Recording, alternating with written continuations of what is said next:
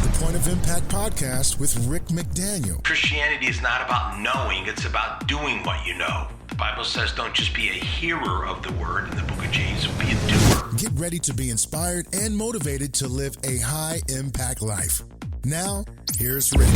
Welcome to the Point of Impact podcast. I'm Rick McDaniel. Today, we're going to conclude season 7, but with a twist, because I'm actually going to add a bonus episode, and I'll talk about that in just a moment. So today, we're going to finish up, and we'll take our summer break. We'll be back in September, but here's what I'm going to do. With the 250th anniversary of America, the semi-quincentennial, we are going to do a special episode that'll come out on July 3rd, Friday, July 3rd, just before the celebration on the 4th. So you can think of it as a makeup for the episode we missed a few weeks ago, or you can just think of it the way it really is, which is it's just too big of a deal to have the country mark such a milestone and not have anything to say about it. And here's what that episode will be. 5 ways America is special. 5 ways America is special. So you can be looking forward to that. Give you my 5 there. I'm sure I could come up with more. I'm sure other people have different perspectives, but I've got mine, and I look forward to sharing it with you. There'll also be an article coming out on Fox News, which is similar. Doesn't have the same title. That one will talk about I've been to 45 countries and all 50 states, and here's what makes America special. So don't know the date that will be actually coming out. You'll have to look for that on foxnews.com. But that's coming out. And then we'll have the special episode that'll come out on Friday, July 3rd. So today is technically the last day of the season, and we'll just throw that little bonus episode in there, and then we'll see you again in September. Now, I said that there were some things that I wanted to tell you about. I've been hitting at the last couple of episodes that are going to happen this summer, and I won't be able to tell you about that.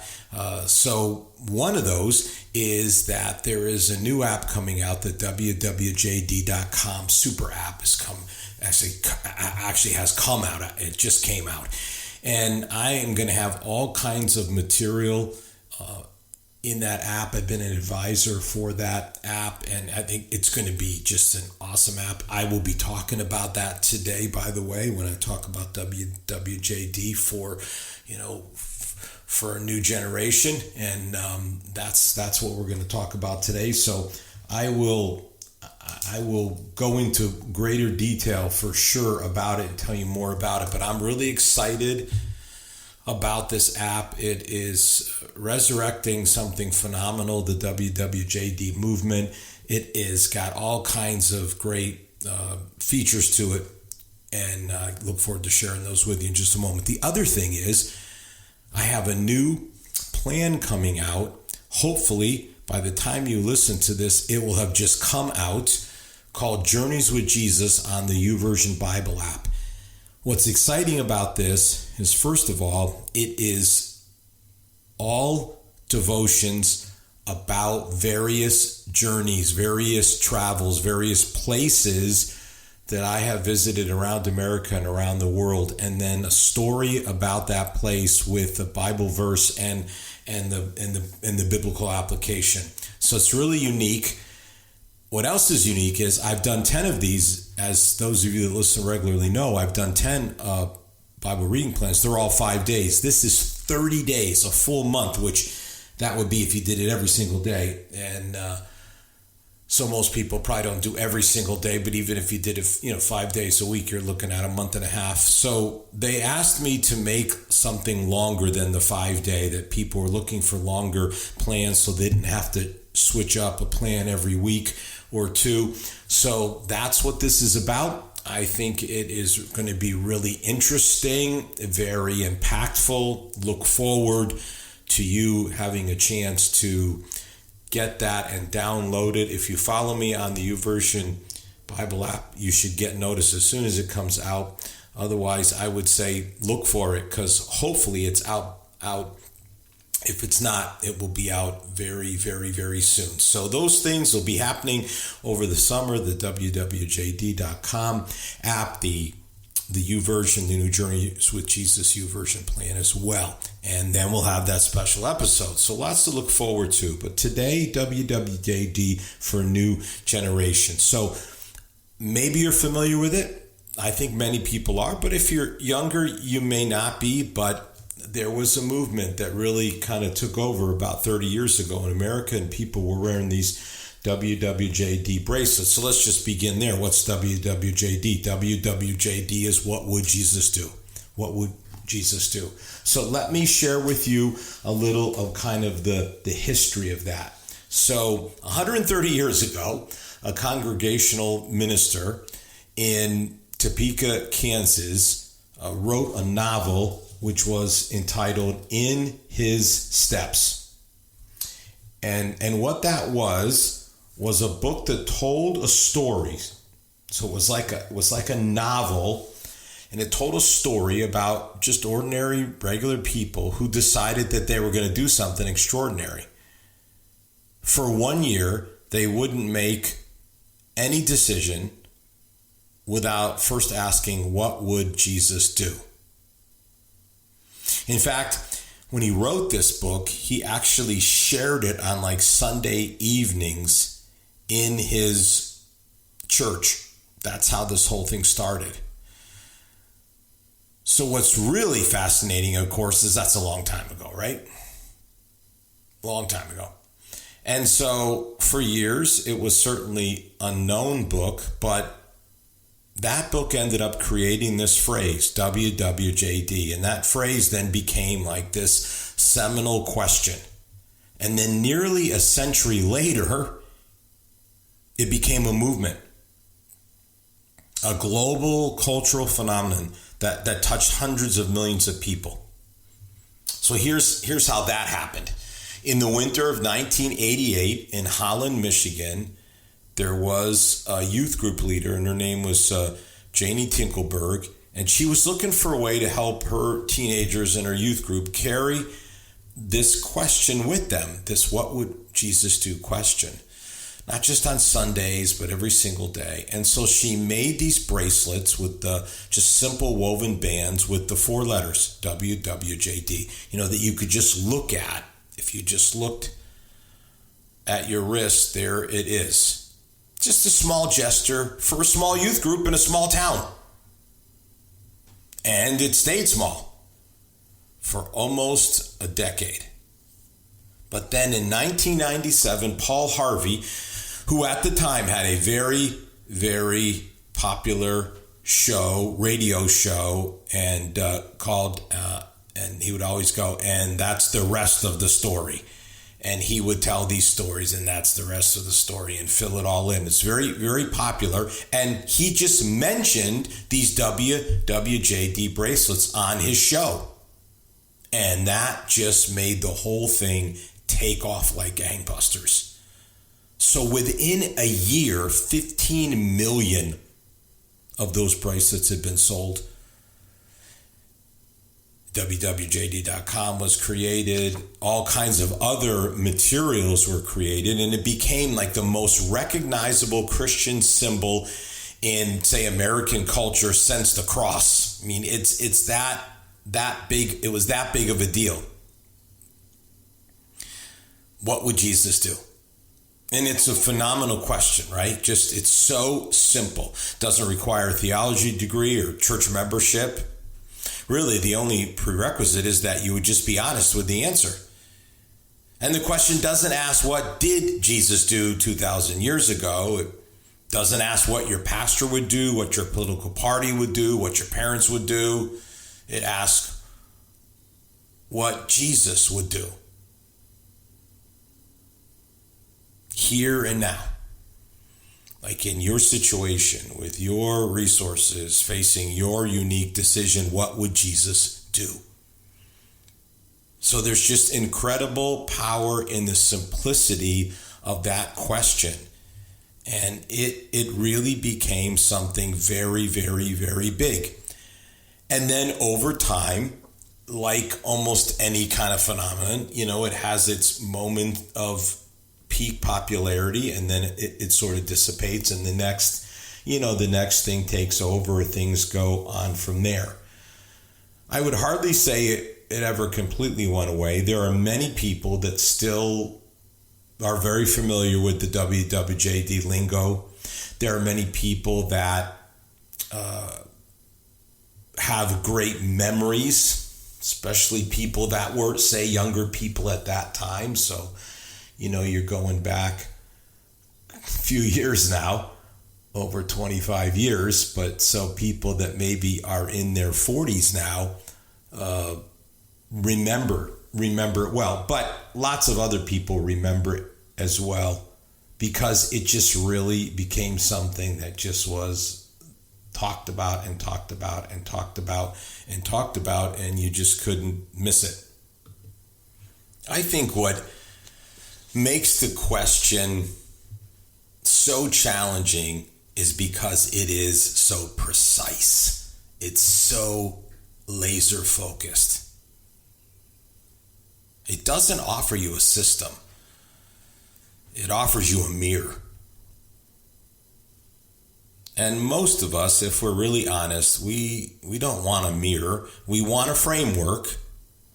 We want principles that we can agree with in the abstract but ignore in the specific. Ouch. But that comes from a veteran Christian leader there, so you take it as someone who's seen a few things, had a few experiences. Because I am a guy who believes in a system and a framework and principles. I believe in all that stuff. I've taught it, preached it, written about it. I'm not saying that those things are wrong. But what I'm saying is that it is simply easier if it's just in some kind of framework or system. These principles are laid out to kind of just give like lip service to them, because they're sort of broad principles, and there's lots of those broad principles throughout the Bible, and they're marvelous. And again, I've spent my life talking about them, speaking about them, writing about them. But there's something about the specificity of what would Jesus do? The question just won't let you agree in the abstract but ignore the specific. It just won't. It's like relentlessly, maddeningly unequivocal. It just meets you, right where you are. Meets you when you're in the grocery store checkout line. It meets you at the water cooler or the kitchen area in the office. It meets you on the road when someone just cut you off. What would Jesus do? It's not abstract at all. And again, it's not a framework. It's not just a broad principle. It is a very specific and precise question that you ask yourself. And that's why I say it is maddening, right? Maddening. Oh, it's so hard to get away from. It's so unequivocal. Just like, what would Jesus do? What would Jesus do? The answer is not, always comfortable, but it is always clear. And that clarity is a beautiful thing. So it's not what would generate the most engagement, not what would my friends agree with, just gotta fit in. Not what would cause me the least inconvenience. Oh man, those are all the sort of questions that we do ask ourselves a lot. But it's none of those. And maybe you're listening, you're like, Rick, come on now. This has been a while since this was out. This question's kind of like a relic. It's not a relic. In fact, it's really a rebellion. It's a rebellion against the algorithm. The algorithm is saying, here's what you should think. It's against the outrage machine that's telling you, here's who you need to hate, or this group. It's against the consumer culture that says, no, this is what you want, this is what you need, this is what you need to buy. That's the stuff that is getting pumped at all of us non-stop. Here's what you should think. Here's who you should hate. Here's what you should be angry about. Here's what you should buy. Here's what you need. And so what would Jesus do is a total rebellion against that. It's just like, nope. We're not going there. We're not going to buy into that. That's not where we're going to live. That's not where we're going to land. We're going to ask the question, the unequivocal, relentless question. It's maddening, yes, because it will just get you and you can't get out of it.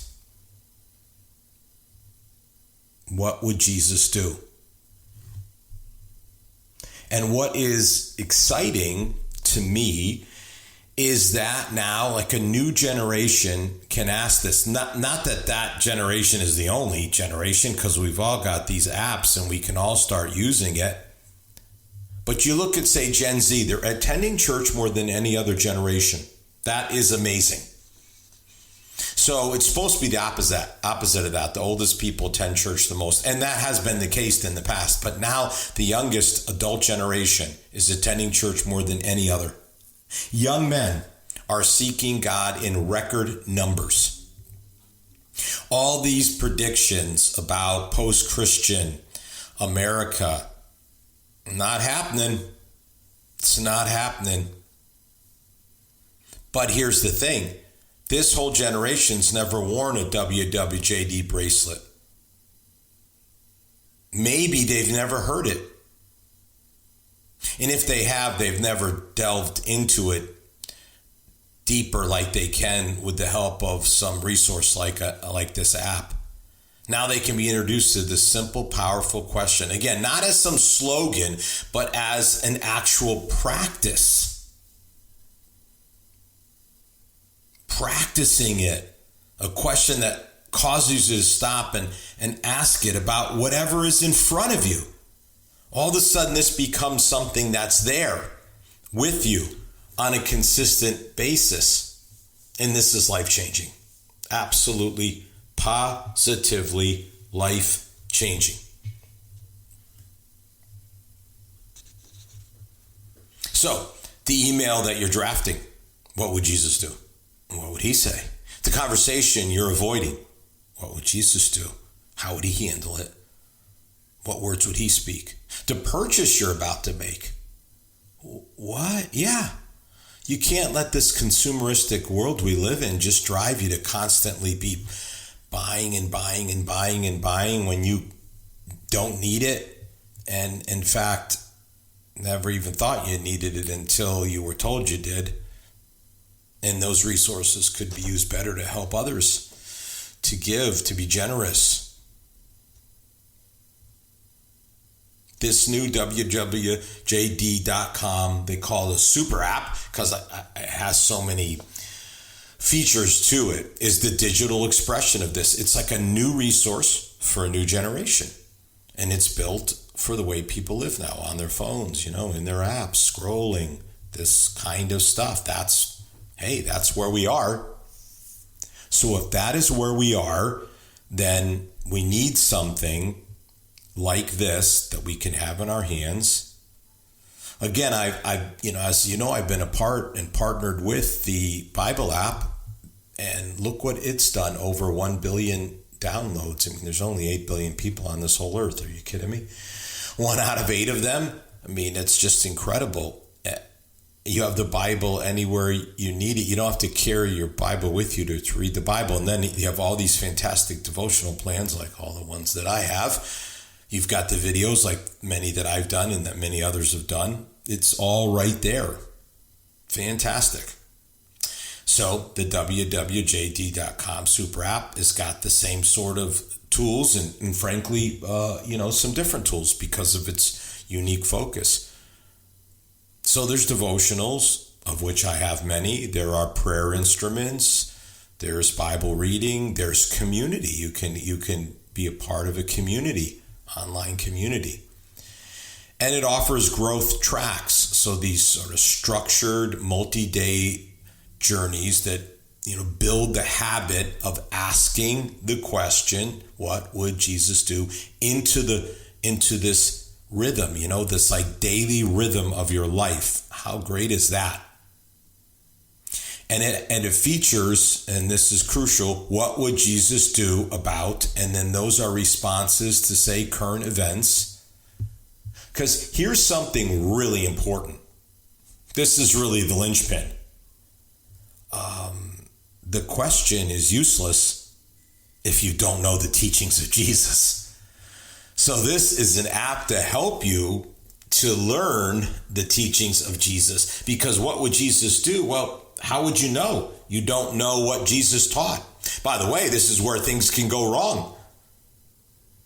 You know, someone can say, well, you should keep your room clean because Jesus said cleanliness is next to godliness. Well, Jesus never said that. That doesn't mean you shouldn't keep your room clean, but Jesus did not say that. In fact, I once did a whole series of messages. Maybe I should do that on maybe that should be part of next season.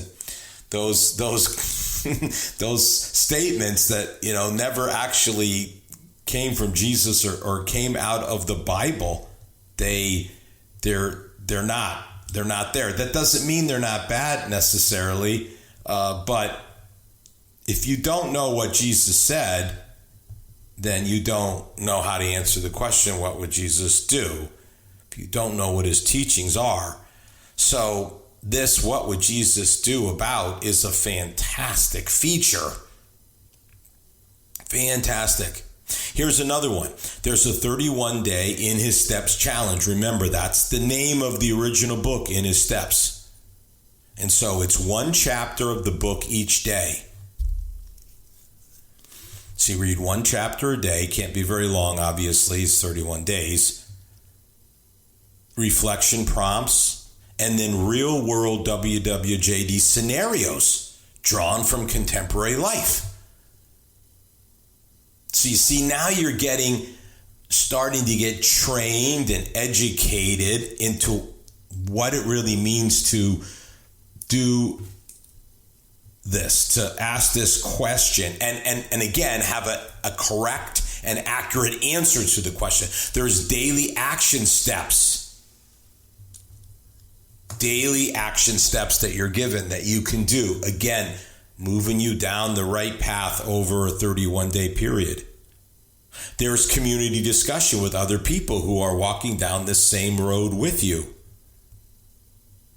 31 days to build this practice. Fantastic. I mean, it's so exciting to think that this is available and that you could, with a simple download and start taking advantage of this, begin to live this question in your life. What would Jesus do? Yeah, the question is challenging because it is precise. And that is so crucial. And here's the thing about the app. The question is still the same, but the delivery system's been updated. It's right there in the palm of your hands on an app. The question does not promise ease, but it does promise coherence. It promises that your life is going to mean something beyond the sum of its days. It promises that when you come to the end of your life, however long that is, and you look back, you won't see a series of reactions, but rather you'll see a pattern, a discernible, intentional, godly pattern of trying to follow in the footsteps of the one who walked this road first and showed us that it could be done. It's a marvelous vision for your life. To say, yeah, I don't want to just be reactive. I don't want my life to look like that. I don't want really my life to be easy at the cost of really doing something with my life and making a difference. But I do want coherence. And I want my life to mean something. I want there to be meaning for the reason why I was put on this earth. I want to live according to a pattern. Here again, a framework, a system, yes, in the broad sense, but in the specific sense, the question, what would Jesus do, then makes it intentional, makes it discernible, means there's wisdom to your life. Means that your life is not just, beholden to whims or moods or whatever the next cultural thing might be. That you're not kind of bouncing around, but you're anchored in something. And not just something, but the thing. The words, the teachings of Jesus. Living your life that way. In the book of Romans, it says that we are predestined. So I'm going to just translate all this for you, contemporary. It is our destiny to be conformed. And the word there for conform in the Greek, beautiful picture. It's like if you rolled out some, not that I've ever done this, but I've seen it done. You rolled out some dough and you had like a cookie cutter, like Christmas trees or something, and you're just pressing them down, and the dough becomes the Christmas tree, and you pull it out and you bake them. You got cookies, you got Christmas tree cookies. That's what it means to be conformed. It means to be shaped. So you're just like a blank canvas, and you're being shaped. You are being conformed to the image of Christ, to look like Jesus. Not like a Christmas tree, but like Jesus. Your destiny is to be formed and shaped to be like Jesus. Predestined to be conformed to the image of Christ. That is what our destiny is. That's what we're supposed to do with our lives. If we follow Jesus, we're supposed to be like him. And I don't know a better way to do that than to consistently ask yourself this question: what would Jesus do? And I think that having a resource like an app that's got all these features to it and all this information with all this, like, again, my stuff will be in there. In fact, there will be something like 80 different devotions that I've written, for instance. There'll be others as well. There's Bible reading, there's prayer prompts, and again, there's this community that you can join. There's these growth tracks. There's, of course, the What Would Jesus Do About, to really train you into the teachings of Jesus. There's it's the 31-day challenge, which I think is a great thing to do initially, just to get yourself going and get yourself really fully into this, to embracing it. I think it's a marvelous, marvelous new development. And especially if you are younger and this is new to you, this WWJD thing, even better, wow, how great. And if you remember WWJD, maybe it's time to kind of, resurrect that in your life and start living that question again. Like maybe you were like, yeah, that was really cool. And then it just kind of passed by, and now it's going to come back up front and center. Like, this is going to be my thing now. I'm going to keep asking myself this question. And I love this little byline they have. It says this: ask the question, live the answer. Because again, it's not just asking the question. Because Christianity is not about knowing, it's about doing what you know. The Bible says don't just be a hearer of the word in the book of James, but be a doer. So ask the question, of course, got to do that first, but then live the answer. Live it out. Live out what Jesus would do. So I hope you'll download this new wwjd.com super app. I hope you'll start using it. I hope this question just becomes a regular part of your life. And I believe if it does, then your life's going to have greater meaning and purpose than it's ever had before. And you're going to create a life worth living, and certainly a life worth looking back upon when you come to the end and say, yeah, I did it the right way. Listen, have a great summer break. I will see you back in a couple weeks for this bonus episode, but have a great summer break. I'll see you again in September. You've been listening to the Point of Impact podcast with Rick McDaniel. Thanks for tuning in, and we look forward to you joining us for our next episode.